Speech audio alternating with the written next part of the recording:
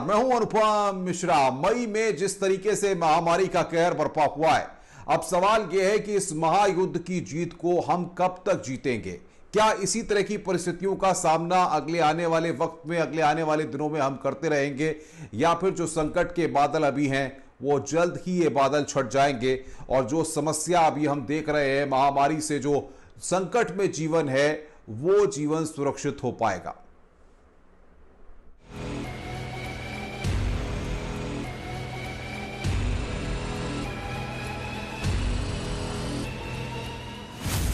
मई में महामारी कितनी भारी?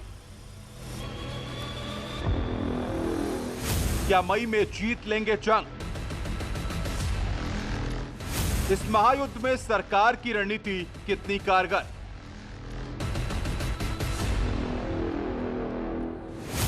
क्या बीएलओ प्लान से बचेगी जान? बीएलओ मतलब वैक्सीन, लॉकडाउन और ऑक्सीजन। कोरोना को हराने के लिए सरकार बीएलओ प्लान पर ही काम कर रही है और साथ में मरीजों के बेहतर इलाज पर फोकस किया जा रहा है। कोरोना को कंट्रोल करने के लिए 1 मई से वैक्सीनेशन की प्रक्रिया तेज कर दी गई है। वैक्सीनेशन सेंटर बनाकर लोगों को टीका लगाया जा रहा है। लखनऊ में इस समय हम राजधानी लखनऊ के डॉक्टर श्यामा प्रसाद मुखर्जी सिविल अस्पताल में हैं। ये महिला काउंटर है और यहाँ 18 से 44 वर्ष के जो लोग हैं उनको टीकाकरण हो रहा है। कई लोगों को यहाँ पर टीका लगाया गया है और यहाँ पर पूरी टीम के साथ में उनको तमाम परामर्श देने के बाद में टीका लगाया जा रहा है। लोग बारी बारी से टीकाकरण केंद्रों पर जाकर संजीवनी ले रहे हैं। लोगों को विश्वास है कि वैक्सीन लेने से उनकी सुरक्षा और बढ़ जाएगी। कई लोग हैं, तमाम लोग हैं जो यहाँ वैक्सीनेशन कराने आए हैं। हम उनसे भी जानेंगे कि मैम आप यहाँ वैक्सीनेशन कराने आए, तो मैम आपको क्या लग रहा है कि वैक्सीनेशन कराने के बाद आप कितना सुरक्षित महसूस करेंगे? मुझे लग रहा है कि मैं पूरी तरह सुरक्षित ही रहूँगी। हमें अगर प्रिकॉशंस लेती रही तो सेफ रहूँगी उसके बाद। सर आपको क्या लग रहा है कि सरकार का इनिशिएटिव कैसा है? सर ये इनिशिएटिव इज़ वेरी गुड, बहुत स्मूथ इनिशिएटिव है और पोर्टल पे एक बार रजिस्ट्रेशन आपने कर लिया, स्लॉट बुक कर लिया, उसके बाद बहुत इजीली यहाँ पे हो जा रहा है and the staff is also cooperative. विशेषज्ञों का मानना है कि वैक्सीन ही ऐसी दवा है जो कोरोना के चक्रव्यूह को तोड़ सकती है और इसलिए महामारी के खिलाफ युद्ध में ज्यादा से ज्यादा लोगों को टीका लगाना होगा। गोरखपुर कोरोना का असर कम करने के लिए गोरखपुर में भी 10 सेंटर पर चयनित लोगों को टीका लगाया जा रहा है। उन्हीं लोगों को ये टीका लगाया जा रहा है जिनके पास पहले से ही शेड्यूल पहुंचा हुआ है। इस वक्त मैं जिला अस्पताल में खड़ा हूं और यहाँ पे देख सकते हैं कि किस तरीके से जो टीका लगवाने वाले लोग हैं, युवा हैं, उनकी लाइन लगी हुई है। बहुत से लोग बिना शेड्यूल के ही टीका लगवाने पहुंच गए थे, इसलिए थोड़ी परेशानी बढ़ गई थी। इसलिए गोरखपुर प्रशासन द्वारा लोगों से बार बार अपील की जा रही है कि मोबाइल ऐप के जरिए तारीख और वक्त लेकर टीका लगवाने जरूर आए। 45 वर्ष से अधिक उम्र के लोगों का वैक्सीनेशन भी चल रहा है और 18 से 44 वर्ष के उम्र के लोगों का वैक्सीनेशन का कार्य भी चल रहा है। अब तक कुल मिलाकर 1,03,57,498 लोगों को वैक्सीन की पहली डोज दी जा चुकी है और 23,76,640 लोगों को वैक्सीन की दूसरी डोज लगाई जा चुकी है। इस प्रकार कुल मिलाकर अब तक 1,27,34,138 डोजेज एडमिनिस्टर किए जा चुके हैं। Bureau report, news 18।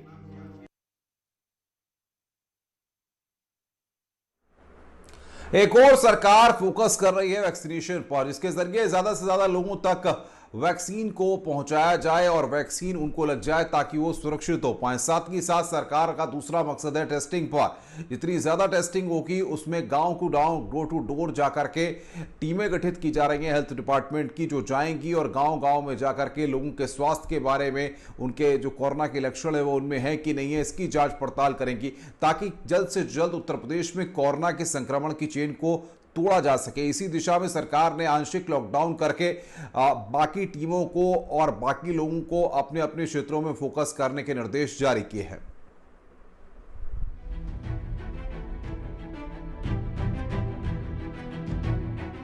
सावधान रहिए, सतर्क रहिए और सावधानी बरतते हुए संक्रमण मुक्त रहिए।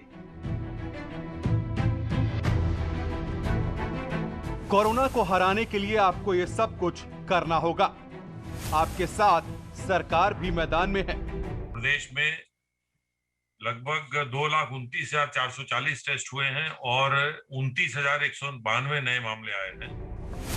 जांच की संख्या बढ़ा दी गई है, सतर्कता से आंकड़े कम हो रहे हैं। जबकि डिस्चार्ज होने वालों की संख्या 38,687 है। पिछले एक सप्ताह का यदि हम ट्रेंड देखें तो ये टेस्ट जहां एक तरफ बढ़ रहे हैं, वहीं पर जो नए मामले आने वाले आ रहे हैं उनकी संख्या में उनकी संख्या घट रही है। पहले जांच कम होती थी और मरीजों की संख्या ज्यादा। अब जांच ज्यादा होती है और मरीजों की संख्या घट रही है।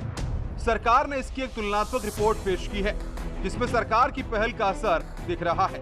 25 अप्रैल को कुल 1,86,346 टेस्ट हुए थे और उनमें 35,614 नए मामले निकले थे और 26,633 व्यक्ति डिस्चार्ज हुए थे। और इसी का अगर डेटा 1 मई को ले लिया जाए तो 2,96,000 टेस्ट हुए थे, जिसमें कि 30,317 नए मामले आए थे और 38,826 व्यक्ति ठीक हुए थे। और इसका अगर आंकड़ा ले लिया जाए तो 2,29,000 टेस्ट हुए हैं, 29,000 नए मामले आए हैं और 38,000 से अधिक लोग जो हैं वो इस बीमारी से मुक्ति पाए हैं। पहले लगता था कि जांच बढ़ेगी तो मामले भी बढ़ेंगे, लेकिन ऐसा दिख नहीं रहा है। इसके पीछे कई वजह हो सकती हैं। एक तो लोग सरकार और डॉक्टर की सलाह से घर पर ही अपना उपचार कर रहे हैं और दूसरी ओर सरकार की ओर से उठाए गए कदम। प्रदेश सरकार की जो ट्रैक, टेस्ट और ट्रीट की ये जो एक एग्रेसिव, एक आक्रामक जो शैली है, जो नीति है, उसका ये असर हो रहा है कि प्रदेश में टेस्ट की संख्या बढ़ने के बावजूद जो नए मामले आ रहे हैं उनकी संख्या में कमी आ रही है। और इसी नीति को आगे बढ़ाते हुए योगी सरकार ने एक और बड़ा फैसला लिया है। सरकार 5 मई से गांव में बड़ा अभियान शुरू करेगी। 90,000 राजस्व गांव में डोर टू डोर टेस्टिंग की जाएगी। आरआरटी की टीम और लगभग 90,000 से अधिक जो निगरानी समितियां हैं वो जाएंगी।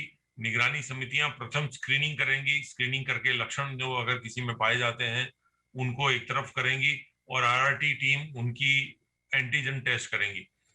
लक्ष्य लगभग 10 लाख एंटीजन टेस्ट कराने का रखा गया है इस पूरे अभियान में, जो 4 से 6 दिन तक चलेगा। यानी 5 मई के बाद 10 लाख ग्रामीणों का घर पर ही टेस्ट होगा और उन्हें वहीं उपचार दिया जाएगा। ये कदम कोरोना की चेन तोड़ने के लिए उठाए गए हैं और इस कोशिश में आंशिक लॉकडाउन की वजह से भी मदद मिल रही है। मेरठ, जनता घर में रहेगी तभी कोरोना की चेन टूटेगी और लोगों की जिंदगी बचेगी। इसलिए सरकार ने कुछ दिनों के लिए लॉकडाउन लगाया है। इस लॉकडाउन का सबसे बड़ा फायदा ये होगा कि पंचायत चुनाव में काउंटिंग के दौरान जिस तरीके से सोशल डिस्टेंसिंग की धज्जियां उड़ी और जगह जगह पर बड़ी संख्या में पॉजिटिव लोग सामने आए, उसके बाद ये जो स्प्रेड होने का डर है उसको रोकने में ये 2 दिन का लॉकडाउन विशेष सहायक साबित होगा। साथ ही इन 2 दिनों में ये पता चल जाएगा कि पंचायत चुनाव की काउंटिंग से कितना स्प्रेड हुआ है कोविड का। रामगोपाल द्विवेदी, न्यूज़ 18, गोरखपुर।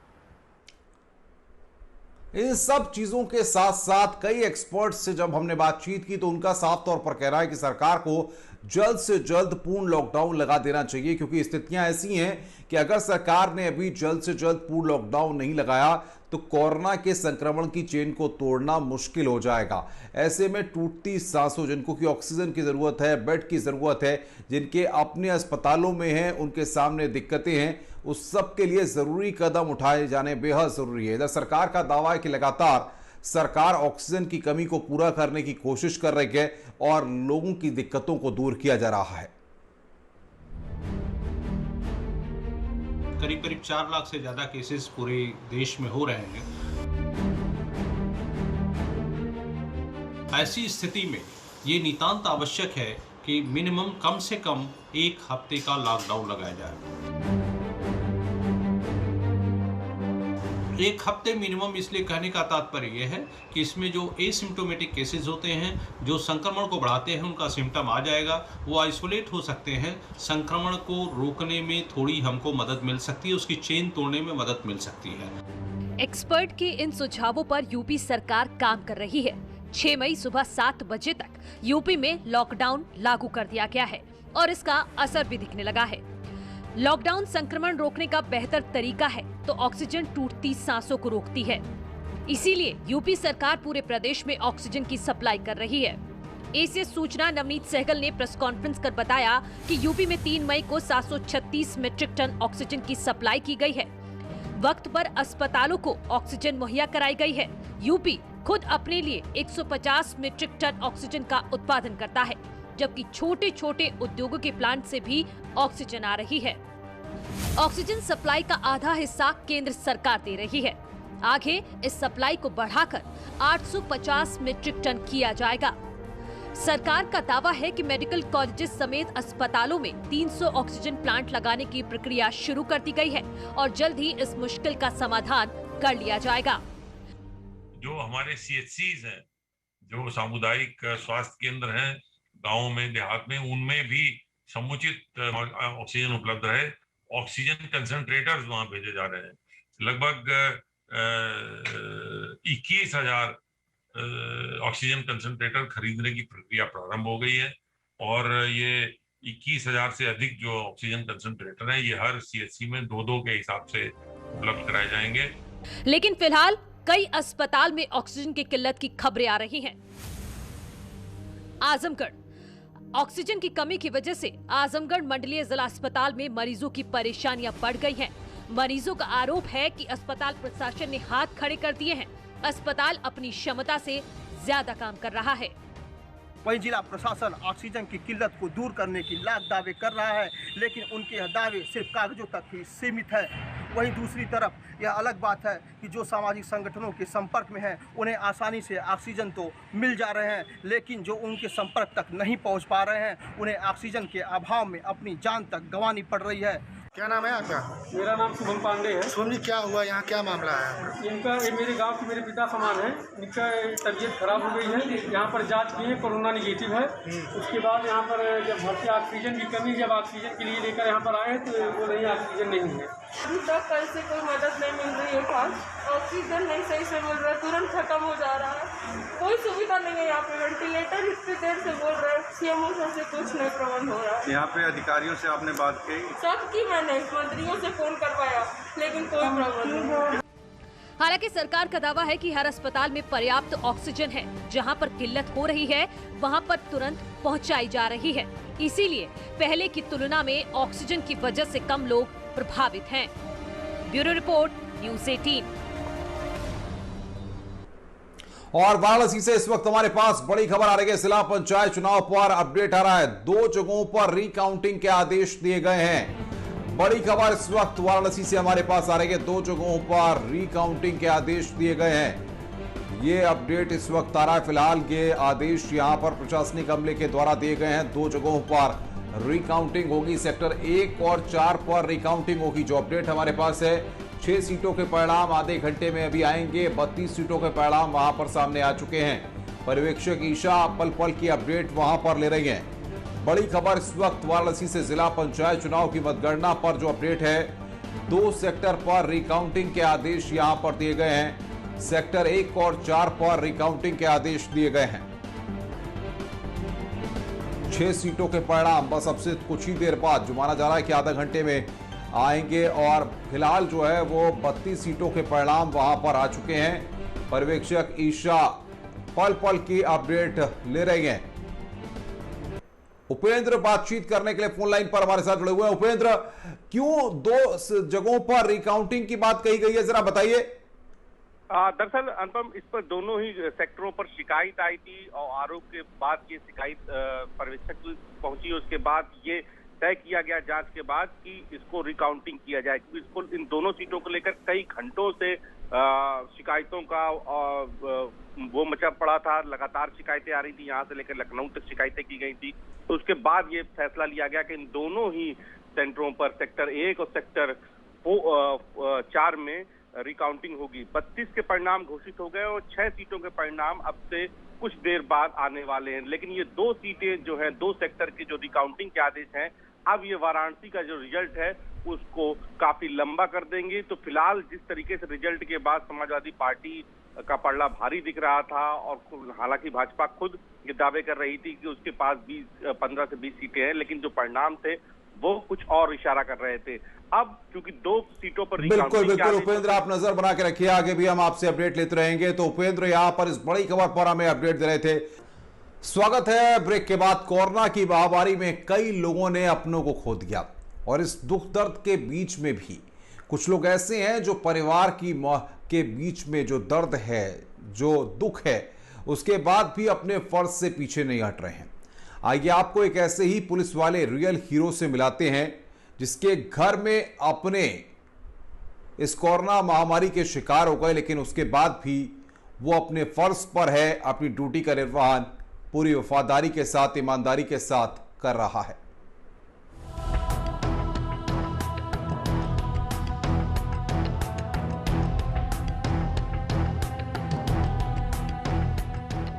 कोरोना काल में सड़क पर अपने फर्ज को निभाते हुए ये हैं कोतवाली के इंस्पेक्टर नरेंद्र प्रसाद। ड्यूटी के दौरान चेहरे पर कोई शिकन नहीं है, लेकिन मन के अंदर गहरा दर्द छिपा है, या यूं कहें कि महामारी के दौरान इनके ऊपर दुखों का पहाड़ टूट पड़ा है। प्रयागराज में कोतवाली इंस्पेक्टर के पद पर तैनात नरेंद्र प्रसाद ऐसे पुलिस अधिकारी हैं जो यूपी पुलिस के रियल हीरो हैं। दरअसल नरेंद्र प्रसाद की पत्नी और भाभी दोनों की कोरोना से मौत हो गई है। 21 अप्रैल को भाभी ने दुनिया को छोड़ दिया तो 22 अप्रैल को इनकी पत्नी इस जहां को अलविदा कर गई। परिवार में 2 मौत से इनकी हिम्मत ने जवाब दे दिया, लेकिन वो हारे नहीं। घर पहुंचे और दोनों का अंतिम संस्कार किया। नरेंद्र प्रसाद के लिए ये बेहद कठिन समय था। उन्होंने त्रयोदशी संस्कार करने के बजाय कोरोना काल को देखते हुए क्रियाक्रम 2 माह के लिए आगे बढ़ा दिया और खुद भी 6 दिन में यानी 28 अप्रैल को फर्ज निभाने के लिए ड्यूटी पर लौट आए और फिर से जनता की सेवा में जुट गए। मेरे ऊपर रियली बहुत भारी कष्ट तो था ही। मेरी पत्नी गुजर गई, भाई भी गुजर गई और इन सब चीज़ों को सारी जो मैं सहते हुए फिर मैंने सोचा कि इस समय कोई कार्यक्रम करने का समय नहीं है। बच्चों को समझाते हुए कि अपनी पढ़ाई को आगे बढ़ाएं और आगे जारी रखें, और इन सब चीज़ों को देखते हुए फिर मैंने भी सोचा कि अब जो है यहाँ रुकने से कोई फ़ायदा है नहीं। नरेंद्र प्रसाद का कहना है कि उन्होंने इस महामारी में पत्नी, भाभी समेत 6 करीबियों को खो दिया है, इसलिए महामारी से हो रही मौत के दर्द को बखूबी समझते हैं। वर्दी का फर्ज निभाने वाले इस कोरोना वॉरियर की चर्चा पूरे शहर में है। आईजी प्रयागराज ने भी इस बेमिसाल पुलिस अधिकारी की सराहना की है। उनका ये काम करने का तरीका और ये जो जज्बा है ड्यूटी पर फिर से आने का, उसकी मैं सराहना करता हूँ कि उन्होंने इस मुश्किल की घड़ी में ड्यूटी को प्राथमिकता दी। अपने व्यक्तिगत जो दायित्व थे उसको छोड़ करके ड्यूटी पर वो आ गए हैं, इसलिए एक बड़ी बात हुई।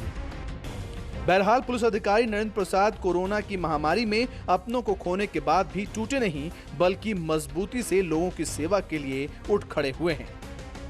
दरअसल 2 दशक से ज्यादा समय से पुलिस विभाग में नौकरी कर रहे नरेंद्र प्रसाद के लिए अब उनके क्षेत्र की जनता ही उनका परिवार है।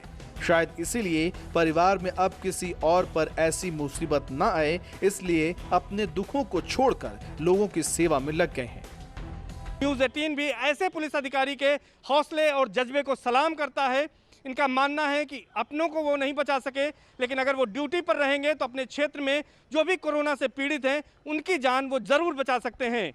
कैमरा पर्सन संजू मिश्रा के साथ सर्वेश दुबे, न्यूज़ 18 प्रयागराज।